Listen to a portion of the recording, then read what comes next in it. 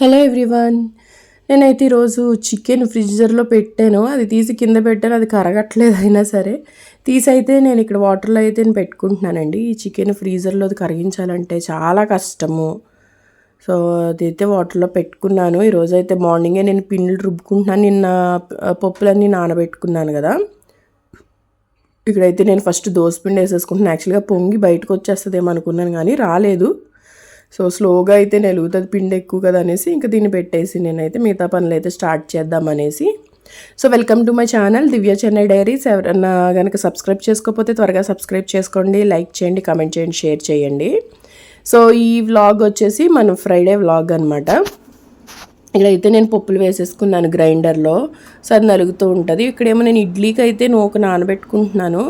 పెట్టుకుందామని చూసేసరికి అయితే నా దగ్గర నూక అయిపోయింది. ఉప్మా రవ్వ ఇడ్లీ రవ్వ అయిపోయింది. మళ్ళీ నేను జెప్టోలో ఆర్డర్ పెట్టుకుని తర్వాత అయితే నానబెట్టుకున్నాను అనమాట. చూసుకోలేదు యాక్చువల్గా. సో పప్పు ఎక్కువ నానబెట్టాను కాబట్టి సో రవ్వ కూడా ఎక్కువ పడుతుంది. సో అందుకు రవ్వ అయితే నా దగ్గర లేదు. నేను మళ్ళీ జెప్టోలో ఆర్డర్ పెట్టుకున్నాను, వచ్చేసింది, నానబెట్టుకున్నాను. నేనైతే మార్నింగ్ బ్రేక్ఫాస్ట్ ప్రిపేర్ చేసుకుంటాను. ఇక్కడైతే పాలు కూడా కాచేసుకున్నాను. నేను పాలు అయితే పొద్దున్నే కాసుకుంటానండి. ఈవినింగ్ అయితే అవి కాగినా చల్లారవు, అదొక తలనొప్పి అనమాట. సో ఇక్కడైతే నేను చికెన్ కర్రీ అండ్ పూరీ చేసుకుంటున్నాను ఈరోజు. యాక్చువల్గా మేము ఎప్పుడు చికెన్ కర్రీతో పూరీ అది మేము ఎప్పుడు తినము. బట్ నేను ఒకసారి అయితే టేస్ట్ చేశాను. మా అమ్మ ఉన్నప్పుడే నేను టేస్ట్ చేశాను. నాకైతే చాలా బాగా నచ్చింది. Chicken with Puri, chicken with గారెలు చాలా టేస్టీగా ఉంది. నాకు అది నచ్చి నేనైతే ఎప్పటి నుంచో చేద్దాం అనుకుని అయితే చెయ్యట్లేదు. సో ఈరోజైతే ఖచ్చితంగా చేద్దామనేసి నేనైతే స్టార్ట్ చేశాను. ఇక్కడైతే నా దోసపిండి అయిపోయిందండి. నేను దోసపిండి తీసేసుకుంటున్నాను. రెగ్యులర్గా వేసుకుని బాక్స్లోనే అయితే వేసుకుందామని చూశాను, బట్ పట్టలేదు, ఇంకా ఎక్కువ ఉండిపోయింది. సో 2 బాక్సులు పెట్టడం కన్నా ఒక పెద్ద బాక్స్ పెట్టేస్తే అది అలా ఉంటుంది కదా అనేసి మళ్ళీ నేను పెద్ద బాక్స్ అయితే తెచ్చి దీన్ని అయితే అందులోకి వేసుకున్నాను అనమాట. సో పిండి అంతా నేను మళ్ళీ ఒక పెద్ద బాక్స్లో అయితే పెట్టుకుని పెట్టేసుకున్నాను. సో నెక్స్ట్ అయితే నేను ఇడ్లీ పిండి కూడా వేసుకుందాం అనేసి దోసపిండిని అయితే నేను పక్కన పెట్టేసుకుని ఇడ్లీ పప్పు అయితే వేసేసుకున్నాను. నేను వీటితో పాటు సాల్ట్ వేసేసుకుంటాను, తర్వాత సపరేట్గా సాల్ట్ వేసుకొని మర్చిపోతాను. నేను పొద్దున్నే హడావుడిగా ఉంటాను కదా. సో నాకైతే గుర్తుండే, అందుకే నేను ఫస్టే సాల్ట్ వేసేసుకుంటాను. పప్పుతో పాటే క్రిస్టల్ సాల్ట్ వేసేసుకుంటాను, ఉప్పు కళ్ళు. ఇక్కడైతే నేను పూరీలన్నీ కాల్చేసుకుంటున్నానండి వరుసగాని. మా హస్బెండ్ లేచిపోయారు. సో అతను కూడా రెడీ అవుతున్నారు ఆఫీస్కి వెళ్ళడానికి. అందుకనేసి ఇక్కడైతే మా బ్రేక్ఫాస్ట్ అయితే అయిపోయింది. చాలా టేస్టీగా ఉంది. నేను గ్రేవీ ఎక్కువ చేశాను అనమాట ఈరోజు పూరీ కోసమే. ఇక్కడైతే నేను బట్టలు కూడా ఆరబెట్టుకుంటున్నాను. బెడ్షీట్లు అన్నీ ఉతుక్కున్నాను కదా. సో బెడ్షీట్లు అన్నీ ఆరబెట్టుకుంటున్నాను అనమాట. నాకైతే తీగలు 2 తెగిపోవడం వల్ల చాలా ఇబ్బంది అవుతుంది. ఎందుకంటే 2 మిషన్లు ఒకేసారి వేసి ఆరబెట్టేసేదాన్ని. ఇప్పుడు ఒక మిషనే వేయాల్సి వస్తుంది. అందులో కూడా కొన్ని అడ్జస్ట్ చేసి ఆరబెట్టాల్సి వస్తుంది. నేను ఎక్కువ బట్టలు వేస్తాను. అందులో పిల్లోడివి చిన్నవి ఉంటాయి కదా, ప్లేస్ ఎక్కువ ఆక్యుపై చేయకపోయినా అది ఎక్కువ ప్లేసెస్ అయిపోతుంది. సో బెడ్షీట్లు అయితే ఆరబెట్టేశాను. ఇక్కడ లోపల కూడా కొన్ని బెడ్షీట్లు వేసుకుంటున్నాను. ఇక్కడ ఏంటంటే ఈ లోపల ఉన్న వాటి మీద ఆరేస్తాను బెడ్షీట్లు, అవి టవల్స్ అవి ఆరబెట్టాను అనుకోండి, లోపలికి లైటింగ్ రాదు. మాకు వచ్చేది లైటింగ్ ఇటు సైడ్ నుండి ఎక్కువ, బాల్కనీ నుండి. అంటే సెకండ్ బెడ్రూమ్ నుంచి కూడా వస్తుంది, బట్ ఆ బెడ్రూమ్ అంత ఓపెన్ చెయ్యం కదా, అది యూస్ కూడా పెద్ద చెయ్యము. కానీ ఇక్కడైతే బెడ్షీట్లు ఆరబెట్టేసరికి చీకటిగా అయిపోతుంది. సో అందుకనేసి నాకు అది కొంచెం నచ్చదు. గిన్నెలు కూడా నేను ఇక్కడైతే నేను అన్నీ సర్దుకుంటున్నాను. ఈ గిన్నెలు సర్దుకోవడం పెద్ద పని అండి బాబా. అలా వస్తూనే ఉంటాయి, కడుగుతూనే ఉంటాం, మళ్ళీ వస్తూనే ఉంటాయి. సో ఇక్కడైతే నేను మనిషి కడిగిన గిన్నెలన్నీ నేను సర్దేసుకుని ఇక్కడైతే బాటిల్స్లో వాటర్ ఫిల్ చేసుకుంటున్నాను. వాటర్ ఫిల్ చేసుకునేసి ఇవన్నీ ఫ్రిడ్జ్లో పెట్టేసుకుందాం అనేసి ఫాస్ట్గా ఫిల్ చేసుకుని పెట్టేసుకుని ఇల్లు క్లీన్ చేసుకుందాము చేయితోనే అనేసి. ఎందుకంటే చెప్పాను కదా మళ్ళీ ఇంకొకసారి అయితే క్లీనింగ్ చేస్తాను హౌస్ అనేసి. అంటే దులపును, ఎందుకంటే ఆల్రెడీ దులిపేశాను. సో డస్ట్ ఏం లేదు పైన, చాలా వరకు నేను చెక్ చేశాను. సో అందుకే నేను నా చేతితో దులిపి కొంచెము వైపర్తో వాటర్ పోసి లాగేస్తాను. నేను చూపిస్తాను మీకు ఎలా అంటే, ఒక వాటర్ బాటిల్లో నేను లిక్విడ్ పోస్తాను. లిక్విడ్ పోసి ఎంతో కాదు, జస్ట్ కొద్దిగా లిక్విడ్ పోసి సో దాన్ని ఫుల్గా మళ్ళీ వాటర్ నింపేసి, సో మన బిస్లరీ వాటర్ బాటిల్స్ ఉంటాయి కదా అందులోనమాట నింపేసి దానికి పైన క్యాప్కి చిన్న హోల్స్ నేను పెట్టేసి దాన్ని ఎలా స్ప్రే చేసుకుంటూ వైపర్తో లాగేసుకుంటాను. ఎందుకంటే మనము యాక్చువల్గా ఇక్కడ అపార్ట్మెంట్స్లో మనకి ఇల్లు కడుక్కోవడానికి ఆప్షన్ పెద్దగా ఉండదు. సో చాలామంది అయితే గడపలు అవి పెట్టించుకున్నాను, అయితే గడపలు అవి పెట్టించుకోలేదు. వాష్రూమ్ కావనివ్వండి, రూమ్స్ కావనివ్వండి. సో అందుకు నాకు అదొకటి అనమాట. నేనైతే ఫస్ట్ ఇల్లు తుడిచేసుకున్నాను, తర్వాత అయితే నేను ఫాస్ట్గా కుకింగ్ చేసి నేనైతే లంచ్ చేసేసాను. ఎందుకంటే మా అబ్బాయిని నేనే పిక్ చేసుకోవాలి, అందుకు ఇల్లు అయితే తుడిచాను. నేను ఇంకా క్లీన్ చేయలేదు, అప్పటికే నాకు 12 అయిపోయింది. ఫాస్ట్గా కుక్ చేసి నేను 12:30 కల్లా వెళ్ళాను. బట్ నాకు ఒక్క బస్సు కూడా దొరకలేదు, అసలు అటు నుంచి దొరకలేదు, ఈరోజు ఇటు నుంచి దొరకలేదు. ఇటు నుంచి దొరక్క అటు నుంచి వచ్చేవి కూడా నాకు మిస్ అయిపోయినాయి. అటు నుంచి కూడా 3-4 బస్సెస్ అయితే వచ్చినాయి. నేను ఇటు నుంచి స్కూల్కి వెళ్ళే బస్ కోసం వెయిట్ చేస్తే, బట్ ఎలా అయితే అటు నుంచి అయితే ఇంకా బస్సులు రావు. ఎందుకంటే అక్కడ నుంచి 4 బస్సులు ఆల్రెడీ వచ్చినాయి అన్నాను కదా. లంచ్ టైం అయిపోయింది కదా. సో బస్ డ్రైవర్స్ అందరూ అక్కడే మా అబ్బాయి స్కూల్ పక్కనే బస్సులు ఆపేసి అక్కడే లంచ్ చేస్తారు. వాళ్ళు ఇంకో గంట దాకా అయితే కదలరు, అదైతే గ్యారంటీ. సో వెళ్ళేటప్పుడు ఆటో, వచ్చేటప్పుడు కూడా మేమైతే ఆటోలో వచ్చామండి. సో షేర్ ఆటో కూడా దొరకదు అక్కడ. షేర్ ఆటో దొరికితే లక్, లేకపోతే లేదు. నేను ఇక్కడ మళ్ళీ ఆటో కట్టించుకున్నాను వెళ్ళడానికి రావడానికి.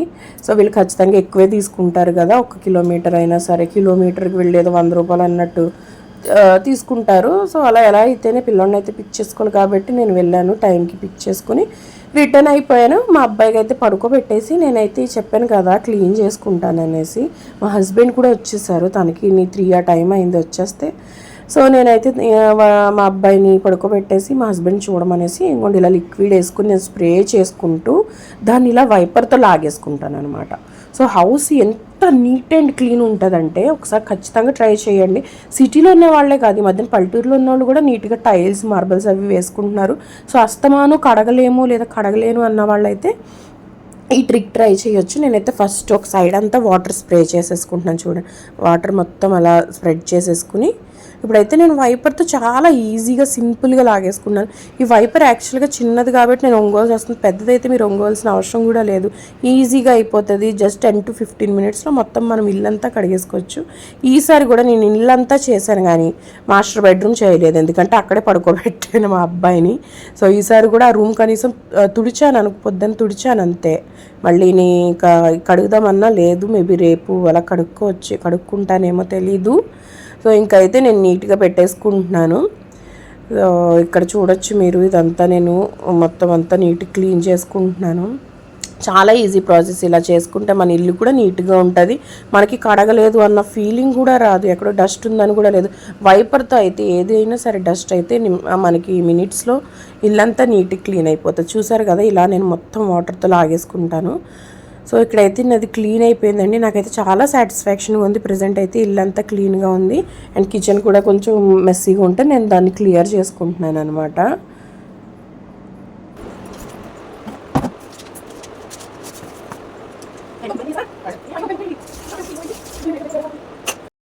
ఇక్కడైతే నేను మా హస్బెండ్ స్ట్రాబెరీస్ తెచ్చారండి, అవి నేను సోక్ చేసుకున్నాను సాల్ట్ వాటర్లో.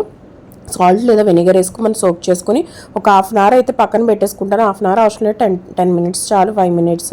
బట్ నేను అలా పెట్టేసి తర్వాత వాటి పైన ఏవైతే ఉంటుంది కదా, పైన తొక్కలు ఉంటాయి కదా, స్కిన్ గ్రీన్ కలర్వి కొమ్మలు, అవి కట్ చేసేసుకుని నేను ఫ్రిడ్జ్లో పెట్టేసుకుంటాను, మళ్ళీ వాష్ చేసుకుని అనమాట. సో అవి మంచిది పిల్లలకి. మనం ఏదైనా సరే ఫ్రూట్స్ ఏం తెచ్చినా సో చాలా జాగ్రత్తగా వాడుకోవాలండి. చాలా వరకు పెస్టిసైడ్స్ అవి కొట్టేస్తున్నారు కదా, మనం జాగ్రత్తగా పిల్లలకి పెట్టేవైతే ఇంకా జాగ్రత్తగా ఉండాలి. సో అందుకు నేనైతే చాలా జాగ్రత్తగా ఉంటాను. యాపిల్ కూడా నేను అందుకే మా అబ్బాయికి స్కిన్ తీసేసి పెడతాను. ఇంకా గ్రేప్స్ కూడా నేను ఇలాగే సోక్ చేసుకుంటాను. ఆరెంజెస్ అయితే గొడవ లేదు, స్కిన్ తీసే తింటాము. సో బనానా కూడా స్కిన్ తీసే తింటాము, సో ప్రాబ్లం ఉండదు. సో అలా మ్యాక్సిమం ఫ్రూట్స్ అన్నీ మనం చాలా జాగ్రత్తగా తీసుకోవాలి, పిల్లలకైతే ఇంకా జాగ్రత్తగా ఇవ్వాలి. నేను ఇక్కడైతే కాఫీ పెట్టుకున్నాను, నాకు మా హస్బెండ్కి. కొద్దిసేపు అయితే కాఫీ తాగేసి మేము వెజిటేబుల్స్కి వెళ్ళాలి, చెప్పాను కదా వెజిటేబుల్స్ లేవని. సో మేమైతే వెజిటేబుల్స్ కానీ స్టార్ట్ అయ్యాము. సో ఈరోజు మా పేరెంట్స్ స్టార్ట్ అవుతారు కాబట్టి, ఫ్రైడే స్టార్ట్ అవుతారు కాబట్టి, సో సాటర్డే ఆఫ్టర్నూన్ ఈవినింగ్కు అలా రీచ్ అవుతారు ట్రైన్ టైమింగ్స్ బట్టి. ఇక్కడ వచ్చేసి మేమైతే వెజిటేబుల్స్కి వెళ్తున్నామండి. సో లాస్ట్ టైం ఎక్కడికి వెళ్ళామో అక్కడికి వెళ్ళాము. మధ్యలో కాకపోతే మా హస్బెండ్కి ఏదో వర్క్ ఉందనేసి ఏవో జిరాక్స్లు కావాలి, హార్డ్ కాపీస్ అనేసి తీసుకోవడానికి వెళ్ళారు. ఇది మా అపార్ట్మెంట్ బ్యాక్ సైడ్ అనమాట, చూడొచ్చు, చాలా బాగుంటుంది, చాలా అందంగా ఉంటుంది. సో ఇక్కడ అయితే మా వర్క్ అయిపోయింది, మేమైతే మళ్ళీ ఇక్కడ నుంచి స్టార్ట్ అయ్యి మేమైతే వెజిటేబుల్ షాప్కి వెళ్ళామన్నమాట. సో సో వెజిటేబుల్స్ అయితే చూడొచ్చు మీరు, ఎప్పుడు వెళ్ళే ఏరియాకే వెళ్తున్నాం మేము. ఇక్కడ చెప్పాను కదా, ఈవినింగ్ టైం వచ్చినా కానీ ఫ్రెష్గా ఉంటాయి, బాగుంటాయి. ఇక్కడైతే నేను వెల్లుల్లిపాయలు వేరుతున్నానండి, పెద్దవి ఉంటాయి, భలే ఉంటాయి అవి అయితేని. మనకి దాని స్కిన్ తీసుకోవడానికి పెద్ద కష్టం అనిపించదు, ఈజీగా వచ్చేస్తాయి. సో ఎక్కువ వెజిటేబుల్స్ తీసుకున్నాను, ఎక్కువే తీసుకున్నాను. ఎక్కువ అంటే ఆనియన్, టమాటా అవి ఎలాగో ఎక్కువ ఉంటాయి. అండ్ ఫ్రూట్స్ కూడా తీసుకున్నాను. ఫ్రూట్స్ అయితే మ్యాండేటరీ, మ్యాక్సిమం మేము ఫ్రూట్స్ వేరే షాప్లో తీసుకుంటాము, ఇక్కడ బాగుంటాయి. కానీ నేను ఫ్రూట్స్కి వేరే షాప్ ఉంటుంది ఫ్రూట్స్ది, సో అక్కడ తీసుకుంటాము. బట్ ఈరోజు అయితే ఇక్కడికి వచ్చామని తీసుకున్నాను. సో నాకు ఇంకా 2 పాల ప్యాకెట్లు కావాలని తీసుకున్నాను, ఎందుకంటే మా పేరెంట్స్ వస్తున్నారు కాబట్టి నేను పెరుగది తోడేసుకోవడానికి నాకైతే ఖచ్చితంగా కావాలి. సో అందుకనేసి అయితే మేము బిల్ వేయించుకుని అన్నీ చేసుకుని అయితే మేమైతే రిటర్న్ వచ్చేసామన్నమాట. ఫ్రూట్స్ వెజిటేబుల్స్ అన్నీ తీసుకుని ఇంటికైతే వచ్చేసాము.